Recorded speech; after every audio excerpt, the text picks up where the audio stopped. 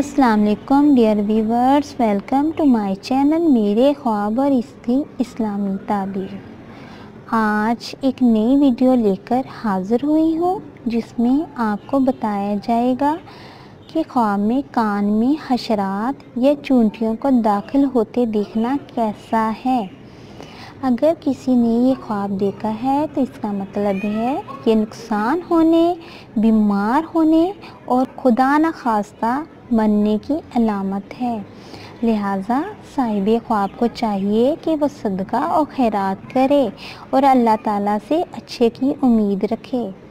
Dear viewers, अगर आपको ये वीडियो अच्छी लगी है तो इस वीडियो को लाइक करें, शेयर करें, सब्सक्राइब करें। Thanks for watching video. अल्लाह हाफिज़।